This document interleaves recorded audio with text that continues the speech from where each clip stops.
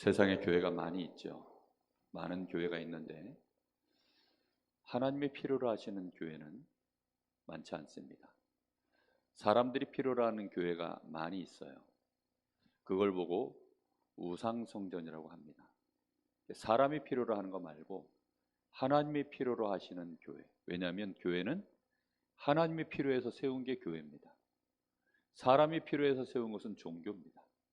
하나님이 필요해서 세운 것이 교회이기 때문에 사실은 우리가 성경만 조금 똑바르게 알아도 하나님이 필요로 하시는 교회를 응답받을 수 있습니다. 오늘 우리가 그래서 왜 하나님이 필요로 하시는 교회가 그토록 중요합니까? 성경에 보면 하나님의 필요에 약간의 헌신을 한 사람들이 나옵니다. 작은 자가 강한 자를, 큰 자들을 이길 수 있는 방법. 우리가 별로 가진 것이 없는 가난한 사람이지만 가진 것이 많은 사람들을 능히 부끄럽게 만들 수 있는 방법. 그것은 하나님의 역사해 버리시면 간단하게 되어지는 일들입니다. 근데 왜 그게 잘 안 되느냐? 우리는 우리 필요한 거 하느라고 24시를 다 소비하기 때문입니다. 하나님이 필요로 하시는 것들에 조금만 우리가 흐름을 타면 돼요. 그 흐름을 타는 것도 우리의 평생을 두고 탈 필요도 없습니다. 간단하게 중요한 순간에 정말 그걸 놓치지 않으면 되거든요. 성경에 보면 요 하나님의 필요를 순간이었지만 잘 선택한 인물이 성경에 보면 이도로 같은 사람입니다. 이도로는 누구지요? 모세의 장인입니다. 이 모세는 사실 40세의 나이에 살인자가 되어져서 별 볼 일 없이 이제는 광야까지, 미디안 광야까지 쫓겨 도망온 인물이 사실은 모세거든요. 별게 없는 사람이에요. 더군다나 살인자입니다. 근데 그런 인물인데 이 모세에게는 하나님의 가장 중요한 언약이 담겨 있는 인물이었어요. 그러다 보니까 이 모세를 이드로 장로가 자기의 사위로 맞이한 겁니다. 자기 딸을 주고, 그때 당시에는 내가 좋아한다고 해서 결혼할 수 있는 그런 시대가 아니에요. 더군다나 여자가 내가 이 남자를 원합니다라고 해서 결혼할 수 있는 그런 시대가 아닙니다. 그때 당시에는 완전 가부장적 시대라 아버지가 마음대로 하는 거예요. 그래서 이 아버지인 이드로 장로의 이 뜻이 사실상 거의 다 반영이 되는 겁니다. 그런데 모세를 사위로 맞은 거예요. 그 작은 헌신이 출애굽의 역사를 이룬 것입니다. 우리는 이런 사실들을 잘 보셔야 돼요. 그래서 큰 자동차를 움직이지만 그 자동차를 움직이는 것은 생각보다 아주 작은 게 움직이죠. 조그마한 키 하나가 들어가야 되고 핸들 작은 거 하나가 움직여져서 큰 차가 움직여집니다. 그러니까 그런 것들을 우리가 잘 보는 것이 하나님의 필요를 볼 줄 아는 눈입니다. 라합 같은 여자 보세요. 이 여자는 신분이 뭐였습니까? 기생입니다. 기생. 그때 당시에 기생하고 지금 우리가 생각하는 기생하고 뭐 정서적으로 문화적으로 얼마만큼 다른지 모르겠으나 어쨌든 기생이라고 되어 있어요. 근데 이런 여자인데도 불구하고 그 어디입니까? 그 여리고성을 정복하는 데 있어서 가나안 상을 향하여 이제 들어가는데 첫 성 아닙니까? 근데 거기를 들어가는데 정탐군 두 사람을 숨겨준 거예요. 더군다나 자기 민족을 배신하고 이 정탐군 두 사람을 숨겨주는데 거짓말까지 했어요. 그런 작은 헌신인데 이 사람을 통해서 다윗이 나오고 이 사람을 통해서 그리스도가 오게 되어지는 마태복음 1장에 나와 있는 그 이름이 바로 이 라합입니다. 이런 역사들이 작은 헌신인데 큰 열매들로 나오는 겁니다. 우리가 오늘 그래서 이런 눈들을 잘 뜨셔야 됩니다. 사렙다 가부, 수넴 여인, 이런 여자들이 그때 당시에 우상숭배 가득하고 선지자 다 잡아주기던 시대 아닙니까? 그런데 이 사렙다 가부와 수넴 여인이 한 일이 뭐냐면 엘리야와 엘리사 같은 몇 남지 않은 올바른 선지자를요 조금 섬긴 거예요. 자기들 먹을 거 그냥 그 음식을 나눠드리고 기거할 수 있는 잠깐의 공간을 제거하고 이런 거 했는데 하나님은 여기에 큰 축복들을 부으시는 것입니다. 사도행전 1장 14절 여기에 모인 인물들, 여기 한 120명 모였다고 되어 있습니다. 숫자가 많지 않아요. 120명 해봐야 사실 뭐 얼마나 큽니까? 그런데 그만한 숫자가 모였는데 여기에는 누가 모인 거죠? 정말로 그리스도를 아는 자, 갈보리산의 그 십자가의 비밀을 알고 하나님 나라라고 하는 하나님의 그 가장 절대 계획을 가슴의 언약으로 붙잡고 하나님의 약속하신 성령이 아직 임하지도 않았는데 목숨의 위협을 받으면서 이 자리에 모여든 사람들입니다. 근데 여기에 하나님이 뭘 하셨냐면 여기 모인 사람들의 몇몇은 정말 보잘것없어요. 강원도래요, 강릉이래요, 이런 사람들이에요. 다 이런 사람들이 여기 모인 거예요. 뭐 학벌이 신통치 않고 재능이 뚜렷하지도 않고 재산이 그렇다고 많지도 않고 특별하게 뭐 대단한 인물들이 없어요. 근데 여기에 하나님이 요 사람들이 요 모인 자체가 헌신이거든요. 그거 했는데 여기로부터 세계복음화는 시작된 줄 믿습니다. 우리는 이런 부분들이요, 작은 것처럼 보이는데 사실은 바깥에서 볼 때는요 작은 일입니다. 그런데 의미를 알면 굉장히 중요한, 바울 사도를 도왔던 로마서 16장의 이 인물들, 바울 같은 인물은 뭐 우리가 잘 알죠. 완전히 생을 다 완전히 올인한 사람 아닙니까? 그런데 이 바울을 도왔던 인물들, 요 인물들이, 바울 사도는 아무리 봐도요 결혼도 안 할 만큼 성품이 대단한 사람입니다. 그러니까 정말 뭐 밑도 끝도 없는 오직 복음의 사람이에요. 정말 복음 외에는 그 어떤 것도 바울한테는 타협이 안 되는 인물입니다. 그 정도 되니까 뭐 정말 노예도 뭐 자유인도 뭐 중이나 주인이나 아니면 뭐 이방인 헬라인 뭐 유대인 할 것 없이 그 모든 장벽을요 그리스도 앞에서요 그냥 처음부터 물어버린 사람이에요. 얼마나 이 사람이 오직 복음의 사람이야. 거기다가 전도와 선교에 또 제자에 완전히 목숨 건 인물입니다. 근데 그게 말로만이 아니라 그야말로 그냥 그거밖에 없는 사람이에요. 이 사람이 인품이 어떨 것 같습니까? 오직 복음하고 있으면 인품이 좋을 것 같아요, 안 좋을 것 같아요? 정말 꼬챙이 같을 겁니다. 그러니 베드로 같은 인물 와가지고 그냥 다 찔리지. 웬만하면 다 찔려요. 너 오직 복음 아니야 하고 찔러버려요. 웬만하면 다 찔러버려요. 그러니 이 사람 가까이 가기가 사실 쉽지가 않을 겁니다. 얼마나 카리스마 넘치는 인물이겠어요. 그 시대에 뭐 바리새인들의 청년 리더였으니까 얼마나 카리스마 넘치는 인물이겠습니까? 그 유목사님 근처에는 밥 먹으러 잘 안 간다 그래요. 그러니까 웬만하면 같이 가기가 어렵죠. 그런데 이 인물 옆에 생을 건 로마서 16장의 인물들이 헌신을 한 거예요. 그 헌신이 로마를 복음화하는 시작이 된 줄 믿습니다. 우리는 그래서 요 사람들이 특징이 있어요. 특징 세 가지가 있는데 요 사람들이 주로 뭘 했냐면 하나님이 필요로 하는 사람을 도운 거예요. 누굴 도왔다고요? 하나님이 필요로 하는 사람. 세상에 수많은 사람이 있어도 하나님이 필요로 하는 사람은 생각보다 많지 않습니다.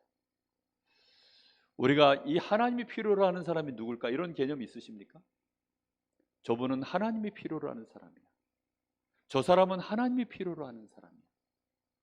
그 사람에게 하나님은 뭐라고 말씀하시냐면 그를 축복하는 자 내가 축복하고 그를 저주하는 자를 내가 저주하겠다. 분명히 그렇게 말씀하십니다. 하나님이 필요로 하는 그 일에 직접 하거나 헌신하거나 그렇게 한 인물들이 요 사람들입니다. 하나님이 필요로 하시는 일이 뭡니까? 그리스도가 이 땅에 오는 일에, 그죠? 또 그리스도가 오셨을 때 그리스도를 증거하는 일에, 그리고 그리스도를 증거하도록 하나님이 세우신 교회에 그런 일들을 세워가는 일에, 하나님 나라의 일에 직간접적으로 헌신한 인물들입니다. 근데 이게요 타이밍이 맞으니까. 중요한 건 뭐가 맞아야 된다고요? 타이밍이 맞아야 돼요. 나도 그럴라 그랬는데. 그 백날 그래봐야 소용없어요. 그죠? 우리 집에도 금송아지 2마리 있는데 그 우리 집에 있는 거 암만 있어봐야 뭐합니까? 지금 돈 10원이 없어가지고 안 되는데. 이게 중요한 건요, 시간표를 맞춘 거예요, 이 사람들이. 이게 진짜 헌신을 한 거죠. 하나님이 필요하시는 그 현장에 있었던 인물들입니다. 그때 당시에 대단한 인물들 많아도 여리고성 안에는 누가 나선 거예요? 라합이라고 하는 소문만 듣고 이 여자가 헌신한 거예요. 이드로가 이 모세라고 하는 이 살인자를 그 자리에서 걷어들인 것입니다. 그리고 이 사람이 안전하게 귀가할 수 있도록 모든 배경에다 주고 일자리도 주고 자기 양도 맡기고, 그런 작은 헌신들인데 하나님은 거기에 합력하여 큰 역사들을 이뤄 가신 줄 믿습니다. 그래서 우리는 하나님이 이 일을, 이 하나님의 필요의 역사를 이루어 가시는데 무엇을 중심으로 하시느냐? 138의 이 언약, 오직 그리스도 하나님의 나라 성령의 역사로 말미암아 일어나는 증인. 우리는 요 흐름을 민감하게 보셔야 됩니다. 다른 건 몰라도요, 요 흐름을 볼 줄 알면 하나님이 정말로 필요로 하시는 일에 우리가 헌신할 수 있는 타이밍들을 잡게 되어집니다. 그게 중요한 거예요. 사람이 좋을 때 잘해주는 것은 뭐 누구나 다 할 수 있잖아요. 근데 원수를 사랑하라, 이거는 어떻죠? 누가 내 오른뺨을 빡 쳤어요. 그때 왼뺨도 착 돌려대고, 가능합니까? 누가 내 속옷을 가지려고 막 송사를 거는데 그냥 겉옷까지도 그냥 줘버리는, 가능합니까? 그런 것들을요, 우리가 복음 안에서 안 보면 안 보여요. 누가 내 싸다기를 쳤는데요, 멱살을 잡고 내가 그동안 배웠던 모든 기술 총동원해가지고 두들겨 패버리고 말지, 안 그렇습니까? 세상에서 모든 것들은 우리에게요 그렇게 얘기합니다. 눈에는 눈, 이에는 이. 기브엔 뭐라고요? 기브엔 기브입니까? 기브엔 테이크예요. 테이크 할 때는 하나를 준 걸 적어도 1.5개는 가져와야 수지 맞는 장사 아닙니까? 사람들은 다 그렇게 계산해서 해요. 그렇기 때문에 이 타이밍을 절대 못 보는 것입니다. 하나님하고 우리 사이에 가장 중요한 거래, 그걸 이제 류 목사님은 이면 계약이라고 표현을 하셨는데, 그 이면 계약을 제대로 해내려고 하면 요 타이밍을 잘 봐야 되는 거예요. 요즘 금을 팔아야 됩니까? 사야 됩니까? 요즘 은행에 돈을 저축해야 됩니까? 아니면 빼야 됩니까? 요즘 주식 어디에다가 돈을 넣어야 됩니까? 여러분, 그런 거 하나하나를 흐름을 모르면요 아무것도 몰라요. 그렇죠? 남들 따라가다가는 늘 반발짝 늦어요. 한 발짝을 늦으면 아예 미련이 없는데 반발짝 늦으니까 얼마나 약오릅니까? 우리가요 요 흐름만 조금만 정확하게 보려고 해도 달라집니다. 이 흐름의 정점에 뭐가 있습니까? 그리스도의 초림과 재림이 있는 줄 믿습니다. 유대인들은 어디에 쓰임받았냐? 그리스도의 초림에 쓰임받은 민족입니다.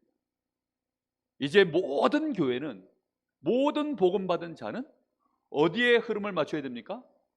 그리스도의 재림이에요. 우리는 여기다 방향을 맞춰서 가는 것입니다.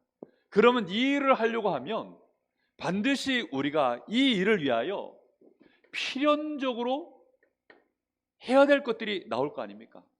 그렇죠?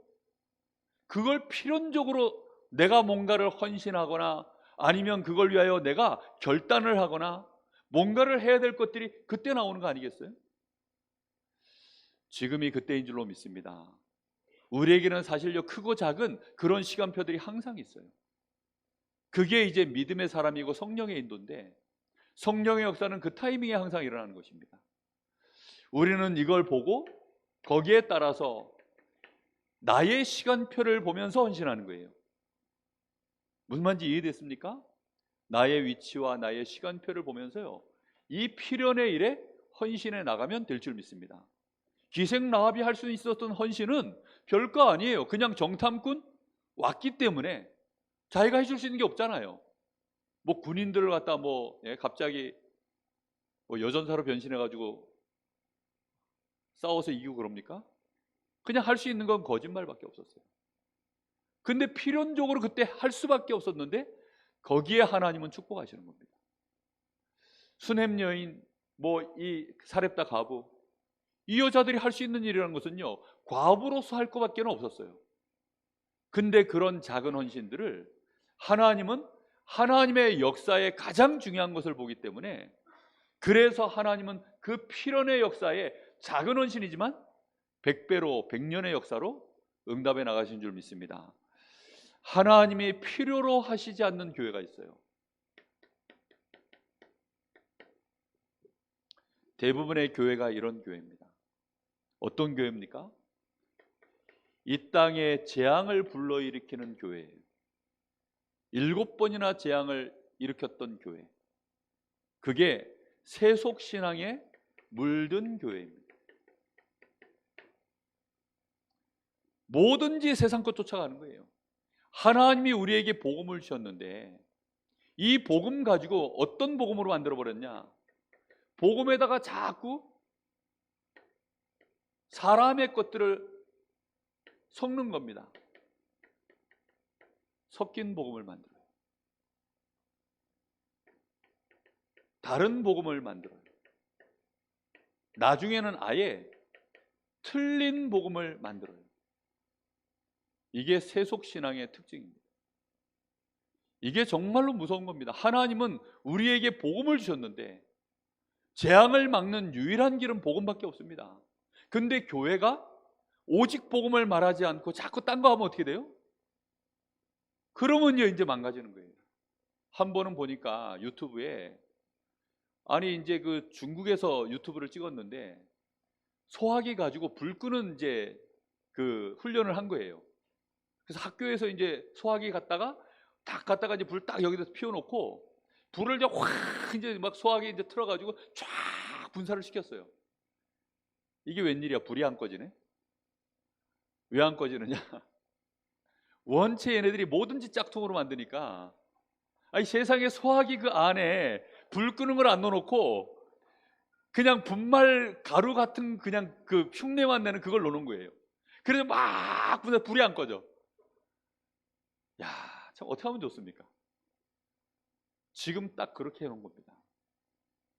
교회가요, 복음 싹 빼놓고 교회가 막 이 소화기도 같은 막 세상에 불을 꺼야 되는 이 교회에 막 정말 불 끌 수 없는 복음, 섞인 복음, 다른 복음, 틀린 복음, 이런 복음이 가득한 겁니다.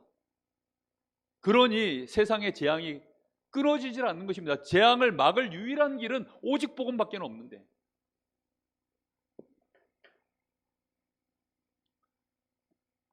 그나마도 예수님을 쫓아다녔던 제자들, 이런 제자들만 있는 교회, 이런 제자들이 판을 치고 있는 교회, 하나님이 필요로 하지 않는 교회입니다. 이 사람들은 주로 어떤 사람들입니까? 기복신앙입니다. 오직 자기의 나를 위하여, 육신을 위하여, 자기의 어떤 필요를 채우기 위하여 예수님을 쫓아다녔던 사람들. 예수님이요, 심지어는 안진뱅이 일으킵니다. 귀신을 쫓아내고 눈먼 자 고쳐주고 막 그렇게까지 하는데도요, 이 사람들이 나중에는 다 없어져 버렸어요. 왜 없어집니까? 말 그대로 기복신앙이에요. 세상에서 말하는 기복신앙. 이런 사람들이 교회 안에 가득하면 하나님 보실 때는 필요 없는 교회입니다. 이 사람들은 어느 시간표에 도망가느냐? 십자가 지실 때 아예 미리 전부 다 도망가 버렸어요. 도망간 정도가 아니죠. 전부 반대편으로 전부 다 섰버렸습니다. 이런 사람들이 교회 안에 제자들로 있으면 그 교회는 당연히 무너지겠죠. 심지어는 분쟁하는 교회들도 있습니다. 교회가 늘 싸움이 나요. 조그마한 것도 소화가 안 돼가지고 늘 싸워버리는 거예요. 여러분, 정말 이 분쟁이라는 것은요, 끝이 없습니다. 이 분쟁은 누군가 한 사람이 그냥 소화를 해서 힘 있는 사람이 딱 막아서질 않으면 뭐 원수는 원수를 낳는 거 아닙니까? 옛날 무협 영화 보면 딱 그래요. 아버지의 원수. 그래가지고 아버지의 원수를 갚으려고 이제 아들이 딱 그 아버지를 죽여버립니다. 그럼 이제 그 아버지한테도 아버지의 원수를 죽이고 나면 그 원수에게 누가 또 있어요? 아들이 있어요. 아들이 없으면 뭐가 있어요? 딸이라도 있어요. 그럼 그 딸이 또 뭐 해가지고 그 시대의 일급 무사에게 또 시집을 갑니다. 날 사랑하냐? 사랑한다. 원수 하나 갚아도. 이래가지고 또 계속 끊임없이 쳇바퀴가 도는 거예요. 일본하고 한국 사이에 그런 분쟁들이 계속 지금까지도 가고 있죠. 중국하고 한국 사이에도 계속 그런 분쟁이. 아니, 누군가가 여기에요, 그냥 딱 끊어버리면 되는데 못 끊어내요. 왜 그렇습니까? 쉽게 말하면 성공 중심입니다. 정확하게 말하면 3장, 6장, 11장 이겁니다. 이거 중심으로 가게 되어지면 무조건 여기에는 뭐가 없느냐? 복음을 사랑하는 것이요, 전혀 없어요. 하나님 사랑하는 거 없습니다. 누구만 사랑하냐? 나, 돈, 자리, 명예, 그런 거 사랑하는 사람들만 있는 거예요. 자리는 몇 개 없잖아요. 그죠? 아니, 교회에 예를 들어서 담임 목사가 한 10명쯤 되면 싸움 날까요, 안 날까요? 싸움 날 일이 없지. 그렇죠? 근데 담임 목사가 하나밖에 없어. 아, 나도 신학교 나왔고 우리 목사님 설교하는 거 보니까 뭐 시원찮은데, 이런 생각 들기 시작하면 그러고 있는데 성도 몇 명이 와가지고 목사님 설교가 시원찮은데 전도사님 보니까 괜찮은 것 같아요, 나갑시다. 그러면 그럴까요? 콜 나가요. 끊임없이 그런 일들이 벌어집니다. 계속해서. 교회는요, 분쟁할 게 얼마나 많은지 모릅니다. 사람들이 전부 다 다르잖아요. 또 우리 아까 김기아 원사님 기도하셨지만 정말 다 달라요. 우리는 정말 성품이 다 다릅니다. 저는 우리 어머니하고 저하고 성격이 비슷해가지고 사람들이 그렇게 다른 사람들이 많다라는 걸 몰랐어요. 저희 어머니하고 저하고는 둘 다 곰과입니다. 곰과. 과가 곰들이에요. 그래서 웬만하면 몰라. 그냥 그런가 보다 하고 지나갑니다. 그냥 뭐 이래도 흥 저래도 흥. 웬만하면 그냥 굴러가요. 사람이 곰과가 돼가지고 잘 몰라. 남들이 기분 나빠하는데도 몰라. 남이 나를 기분 나쁘게 했는데도 기분이 안 나빠. 그게 희한하죠. 웬만하면 잘 몰라요. 그러다 보니까 사람이 곰과예요. 그래서 참 답답한 것도 많은데, 근데요, 살아보니까 정말 별의별 사람이 많아요. 목회자가 돼가지고 또 전도한다고 사람을 가까이 대해보니까 또 그렇게 사람이 많더라고요. 친하니까 맹달재 목사, 저만 만나면 거짓말을 합니다. 아니, 아예 거짓말하러 짜가지고 와. 맨날 한 5년을 속았어요. 제가 5년을. 제가 맨날 속으니까 속는 그 맛에 저를 한 5년을 속이더라고요. 그래서 일단은 이 친구가 하는 말은 튕기고 와야 되는구나. 악의적으로 거짓말하는 게 아니라 저하고 친하다 보니까 이제 장난친다고. 맨날 별의별 사람들이 다 있습니다. 할 짓 되게 없죠. 근데 그게 저는 또 그렇잖아요. 맨날 아재 개그 날리고 저도 모르게 아재 개그 날리고 이럽니다. 사람들이 다 달라요. 근데 그 아재 개그를 즐거워하는 사람이 있는가 하면 그 아재 개그를 목사가 날린다고 싫어하는 사람도 있어요. 별의별 사람들이 다 있죠. 여러분 어떻습니까? 머리가 큰 사람이 좋습니까? 작은 사람이 좋습니까? 저는 제 머리가 좋긴 한데 모자 쓸 때 빼고는. 머리가 커가지고요, 모자 쓰면 그렇게 안 어울려요. 사람은 다 다릅니다. 그걸 시비 삼기 시작하면 여러분 어떻게 할까요? 아니, 목사님 머리가 왜 저렇게 크냐 하고 시비가 걸려오면 그거 어떻게 해야 돼요? 네? 아니, 목사님 말투가 왜 저러냐 이러면 그거 시비를 거는데 어떻게 하면 좋습니까? 아니, 태어나서 잘하기를 그렇게 배워가지고 그게 각인뿌리 체질이 돼서 그렇게 말을 써요. 근데 그걸 시비 걸면 그때는 어떻게 해야 돼요? 아니 생긴 게 왜 그래 이러면 또 어떻게 해요? 뭐 방법이 없잖아요. 방법이. 그것은 하나님의 절대 주권 속에서요 전부 진행돼 가는 것들인데, 우리가요 너무 이론 쪽으로 기울어져 있고 사람을 사랑하고 존귀하게 여길 줄 모르면 무엇 하나도 맞는 게 없어요. 제가 어느 날 이런 결단을 했습니다. 우리 집 사람의 잔소리까지 사랑할 수 있는 사람이 되게 해주옵소서. 그 잔소리가 싫어가지고 남자들이 자꾸 이상해지더라고요. 그래가지고 하나님 앞에 기도하기를, 하나님 우리 집 사람의 잔소리도 사랑할 수 있는 저에게 복음의 누림이 있게 해달라고 그렇게 기도했습니다. 저희 집 사람이 잔소리가 심하냐? 그런 게 아니에요. 남자들이 나이를 먹어보니까 여자들 잔소리가 시간이 갈수록 스트레스가 이게요 웬만하면 이제 자꾸 쌓이더라고요. 보니까 소화가 안 돼가지고. 맞죠?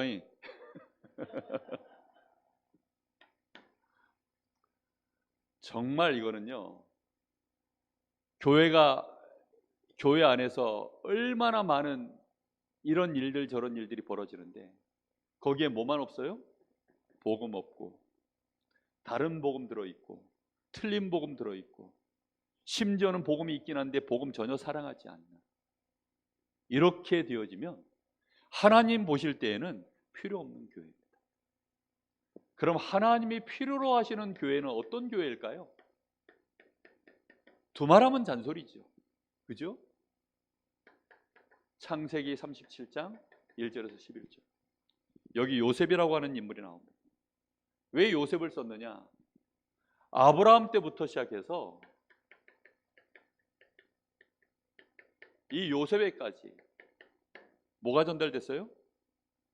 복음의 언약이 전달된 것입니다. 4대를 이어가는 동안에 복음의 언약을 정확하게 전달한 가문입니다. 하나님이 원하시는 교회가 뭡니까? 한 대, 두 대, 세 대, 네 대가 지나갈수록 정말로 복음의 언약을 정확하게 전달해낼 수 있는 교회, 그게 하나님이 필요로 하시는 교회인 줄 믿습니다. 하나님이 250년 만에 로마를 복음화시켜 놨더니 한 세기가 가기도 전에요 교회가 변질이 돼버렸어요. 그렇게 해서는 개혁교회를 또 세워놨더니 얼마 가지 않아서 또 복음이 변질돼 버렸어요. 하나님이 필요로 하시는 교회, 오직 복음 정확하게 원색 그대로 언약 전달할 수 있는 교회인 줄 믿습니다. 하나님이 정말로 필요로 하시는 교회가 어떤 교회입니까? 출애굽기 3장 18절. 희생제사라는 말,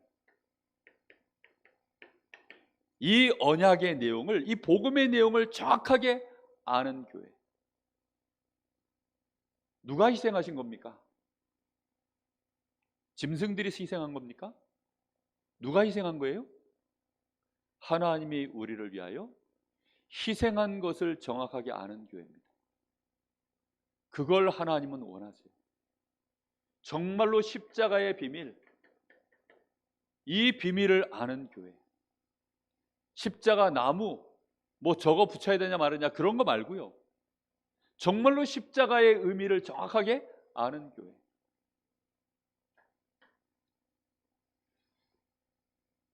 역대상 29장 10절 14절.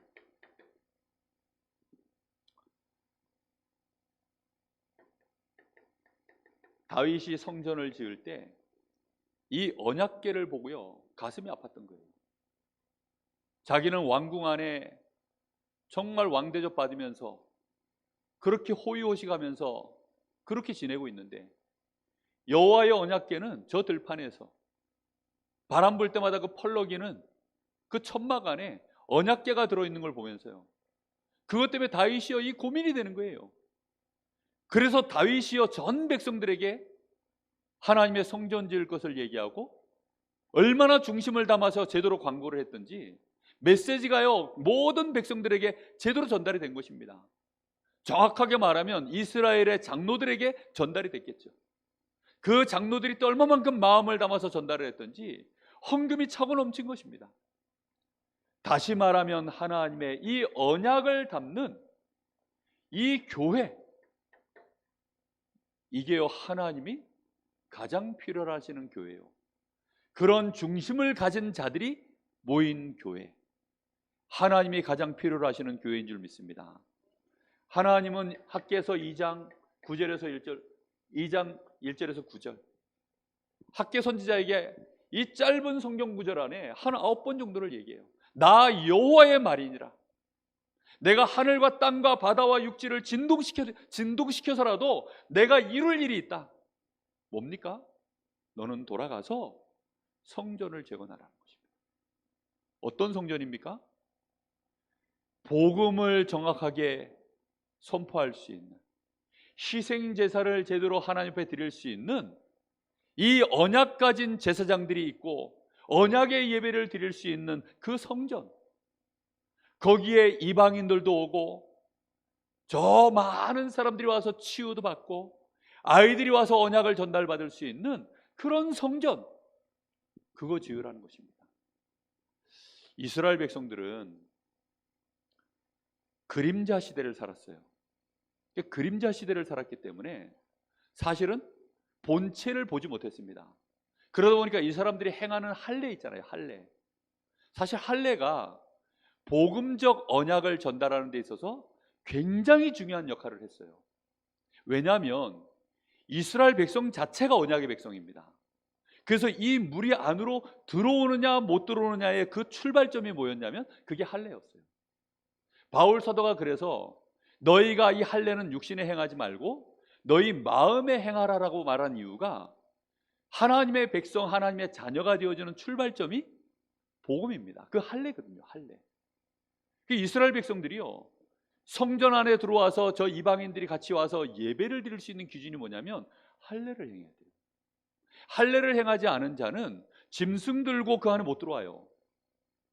무슨 말인지 이해됩니까? 할례를 행한 자만 그나마도 짐승을 들고 제사장을 만날 자격이 있어요. 그러다 보니까 그 할례에 대한 그것은 굉장히 중요한 겁니다.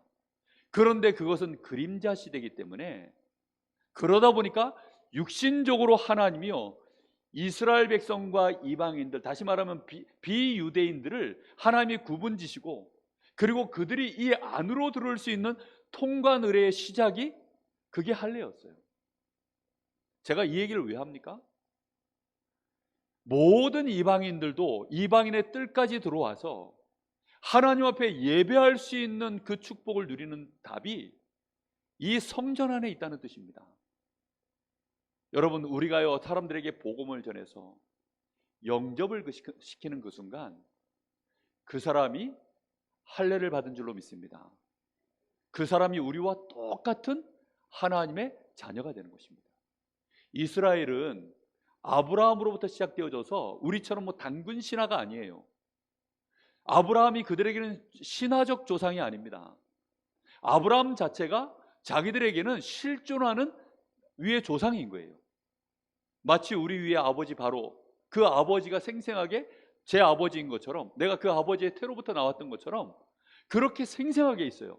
그래서 하나님은 늘 말씀 속에 나는 아브라함과 이삭과 야곱의 하나님이다. 그 말 속에는요 12지파 200만 명씩이나 되어 있어도 그 백성들은요 한 가족이에요. 한 가족. 나라는 덩어리가 커져서 민족을 이루고 있지만 정확하게 말하면 씨족 사회입니다. 걔네들은 그 씨족 안으로 들어오려고 하니까 통관 은혜가 할례인 거예요. 무슨 얘기를 하려고 하는 줄 아십니까? 오직 복음으로 그 사람들은요 이방인들을 육체에 행하는 할례, 다시 말하면 복음의 그림자 하나만으로도 하나로 쳐줬어요. 우리가요 이 사람이 복음 하나만으로 우리가 한 가족으로 원리스의 축복을 누린다? 그게 하나님이 원하시는 필요로 하는 교회입니다. 무슨 얘기인지 이해되셨나요? 정말 여러분 이 부분이 마음에 빨리 와닿으셔야 됩니다. 이렇게 되어져서 모여든 교회가 사도행전 2장 1절에서 47절입니다. 그래서 여기에는요 정말 자기 재산, 네 재산, 내 재산 이런 것들을요 경계를 무너뜨려 버렸어요. 그래서는요 연약한 자, 부족한 자들이 있으면 자기 재산 내 가지고 함께 먹고 나누고 그러면서 복음으로 계속 또 양육하고 사도의 가르침을 받아서 제자들 일어나고 또다시 함께 기도하고 서로 기뻐하고 감사하고 그런 일들이 드디어 이제 마가 다락방에 세워진 교회 안에서 일어난 것입니다. 복음 때문에, 오직 이유가 없어요. 뭐 때문에 원냈어요? 복음 때문에. 저는 그래서 유대인들이 선민 사상은 나쁜 거지만 그들이 가지고 있는 할례라고 하는 그 장벽, 그 턱이 굉장히 높은 것은요, 이유 있다. 그렇죠? 할례라고 하는 이 턱만 넘어서면 한민족 한시족으로 받아주는 거예요. 오직 복음이라고 하는 요 기준만 넘어서면 우리는 그리스도 안에서 원내스 할 수 있다면 하나님이 가장 필요로 하시는 교회인 줄로 믿습니다. 특히 하나님이 특별히 필요로 하시는 교회가 있어요.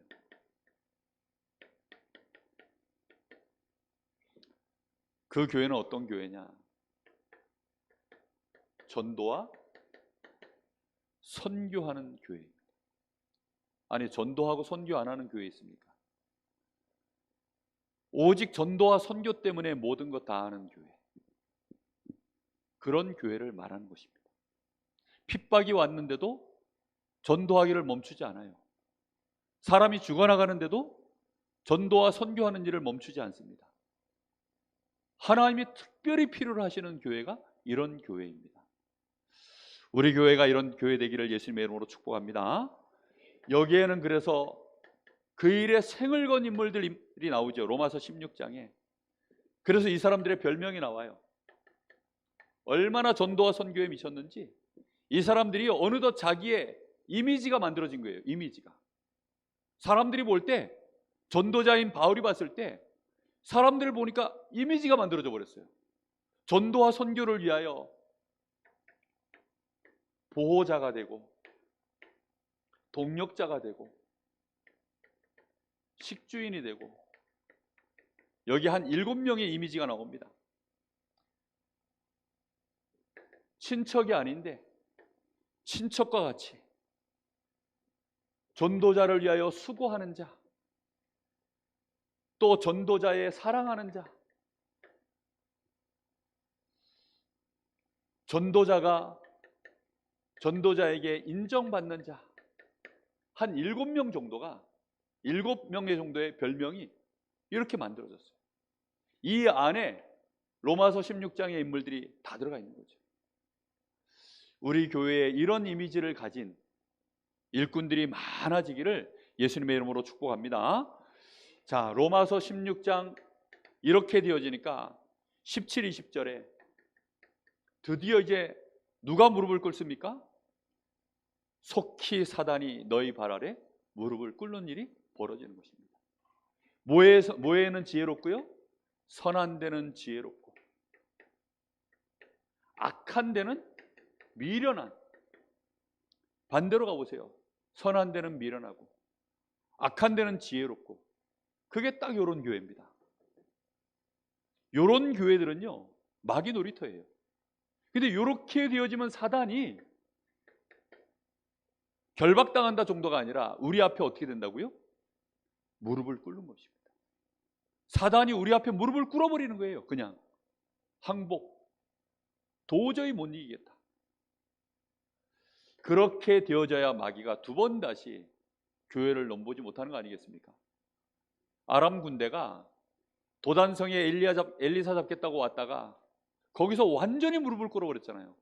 두 번 다시 못 들어왔습니다. 두 번 다시. 그런 역사들이 일어나야 돼요.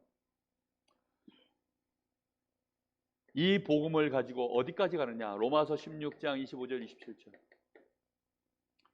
이 복음이요, 전부 나의 복음 되어져 있는데 이 복음이 이제 나타나셔서 과거부터 영세전에 있었는데 이 영세전의 복음이 이제 우리에게 왔고, 이게 얼마나 감사한 일입니까? 그리고 이제 나타난 바 되어져서 세세무궁하도록 주님 재림 오시는 그날까지 주신 이 복음이 저 땅끝까지 주님 재림 오실 때까지 증거되어지는 그 일에 완전히 올인된 교회, 그 교회를 하나님이 가장 원하시는 교회인 줄 믿습니다. 저는 우리 교회 이걸 놓고 기도합니다. 일단은 오직 복음된 교회, 복음으로 정말로 이유 없이 원네스 할 수 있는 교회, 복음이라고 하는 이거 하나면 어떤 장벽도 넘어서서 정말로 함께 우리가요 한 가족, 그리스도 안에서 한 지체, 서로 사랑하고 헌신할 수 있는 그런 교회의 영적인 분위기, 그걸 놓고 인도받고 있습니다. 더 나아가 교회가 원네스에서 우리끼리 쿵짝쿵짝 뭐 재밌게 즐겁게 아니죠. 그 힘 가지고 전도하고 선교하는 교회로 꼭 응답받기를 예수님의 이름으로 축복합니다. 자, 결론입니다. 우리가요 이 일을 위하여 올바르게 가지 않으면 결국은 세워진 성전들마다 다 무너졌습니다. 솔로몬 성전 무너지고 수룹바벨 성전 무너지고 헤롯 성전 무너지고 근대사에 들어서 교회들이 무너지고 있습니다. 유럽 교회 무너지고 미국 교회 무너지고 한국 교회도 이제 미자립이 점점 늘어가요. 아니 미자립 교회가 점점 늘어가고 목회자들이 목회가 안 돼요. 점점 그렇게 가고 있습니다. 왜입니까? 다른 이유가 없습니다. 복음 놓쳤기 때문입니다. 우리는 이 138의 이 언약, 이 복음 가지고 어떤 응답을 우리가 언약으로 붙잡고 응답받아야 되느냐?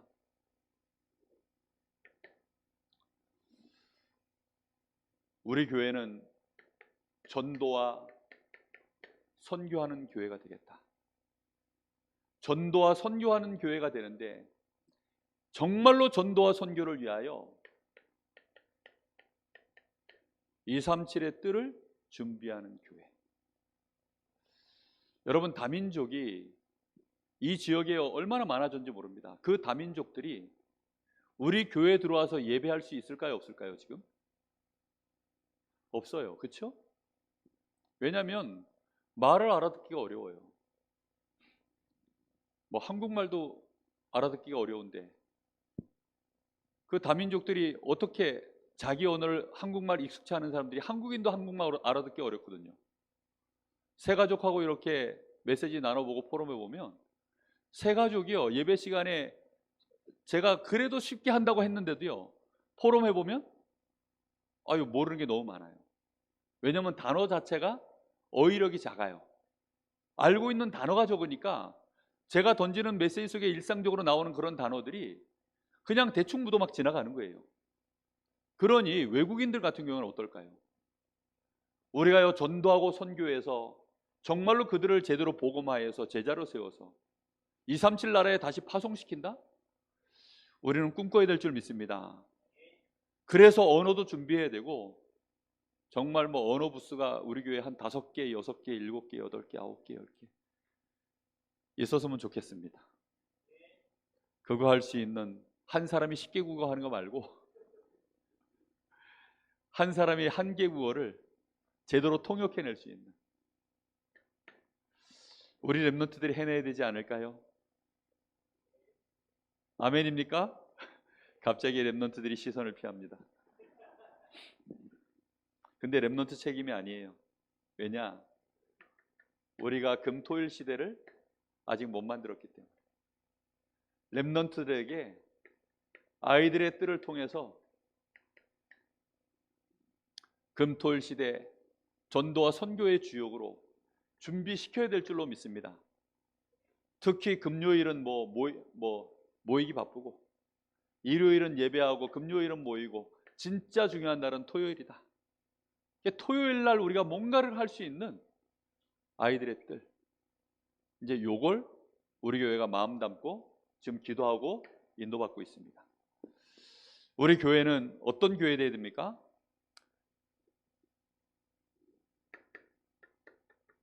복음과 기도로 정말 이 시대를 치유할 수 있는 치유의 뜰, 이거 하는 교회로 응답받아야 되겠습니다. 저는 공간마다 할 수만 있다면 공기청정기 꼭 좀 이렇게 설치를 했으면 좋겠다 이런 생각합니다. 강릉이 원체 공기가 좋긴 한데 이 봄이나 뭐 황사만 막 들어올 때는 확실히 공기가 안 좋긴 하더라고요. 그래서 그 안에서 정말로 좀 호흡하면서 편안하게 깊은 호흡. 제가 새벽에 한 번씩 어쩌다 이렇게 들어올 때 공기 안 좋을 때 들어오면요, 와 정말 이 새벽에 호흡이 기본이 이제는 깊어져 놓으니까 짧게 하면 너무 힘이 들거든요. 이 새벽에 이렇게 와서 호흡하면서 기도하려고 그러면 힘들 때가 있어요. 그리고 여기도 요 주변이 여기가 이렇게 이제 또 곰팡이 냄새가 좀 심할 때가 있거든요. 그럴 때 정말 이게 호흡하기가 쉽지 않아요. 호흡기라는 것이 우리에게 건강에 굉장히 직결되거든요. 그래서 그런 부분들도 우리 교회가 환경적으로 복음과 기도를 제대로 누리면서 실제로 치유할 수 있는 구체적인 이런 치유의 뜰, 이런 부분들을 우리가요 제대로 마음 담고 나가기 시작하면 하나님이 가장 필요로 하시는 교회요, 특별히 필요로 하시는 교회의 기본 시스템을 이제 충분한 시스템이 아니라 기본 시스템을 그래도 갖추는 교회로 가지 않나 이런 생각합니다. 여러분, 우리 교회가 정말로 이번에 교회 2층 리모델링을 하면서 저는 너무나 감사했습니다. 아, 우리 교회가 정말 복음 안에서 그래도 저력 있는 교회구나. 이렇게 교회가 일사천리로 교회 2층 리모델링을 하고 우리 성도들이 잡음 없이 마음 담아서 이렇게 중심 있게 헌신해서 가는 거 보니까 너무너무 감사하고요. 그러면서도 이걸로 끝나지 않고 또 계속해서 이제 이 시작한 것을 가지고 교회 전체가 마음 담아서 가는 걸 보면서요, 그래, 이제는 우리 성도들이 한 사람 한 사람이 전도 스케줄만 회복하면 되겠다. 우리 교회가 캠프 스케줄 제대로 회복하기만 하면 되겠다. 제 마음에요 그런 희망이 딱 생기더라고요. 그래서 제가요 지난주부터인가 개인 전도 스케줄, 교회 캠프 스케줄이라는 단어를 이제 제가 강단에서 쓰기 시작했습니다. 왜냐하면 우리 교회의 중요한 시간표를 제가 봤기 때문입니다.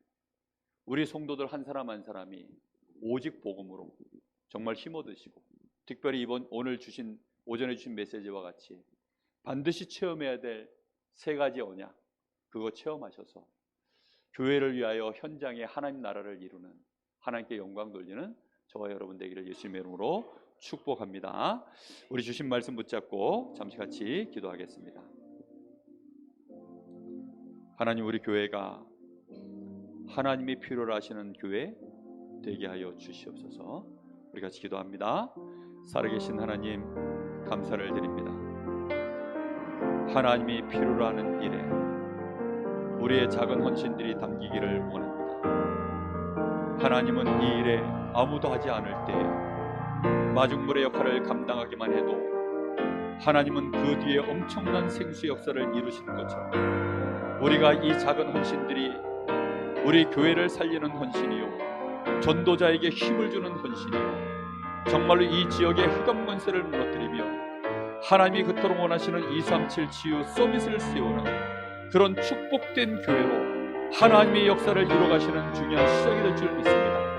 오늘 하나님 리모델링 감사 예배를 통하여 하나님 영광 받으시며 하나님이 함께 하시는 그 증거가 우리 교회를 통하여 이제 이 지역에 분명히 드러날 수 있도록 하나님이 역사하시길 간절히 원합니다. 우리 교회가 오직 복음으로 원내스 되어지는 교회의 축복을 누리게 하여 주시옵시고, 이것으로 말미암아 전도와 선교하는 일에 하나님이 그토록 원하시는 일에 우리의 중심을 담아 헌신하는 교회 될 수 있도록 하나님이 역사하여 주시기를 원합니다. 금토일 시대 정말로 이것을 통하여 우리 아이들 제대로 준비시키게 하여 주옵시고, 하나님 치유의 뜰 237의 뜰을 통하여서 하나님 복음과 전도 기도가 올바르게 우리 교회가 아버지는 누리는 교회 되어지게 하시고 실제로 살려내는 교회 될 수 있도록 하나님 역사하여 주옵소서. 제자를 세우고 제사를 파송할 수 있는 교회 될 수 있도록 주님이 축복하여 주시옵소서. 살아계신 예수님의 이름으로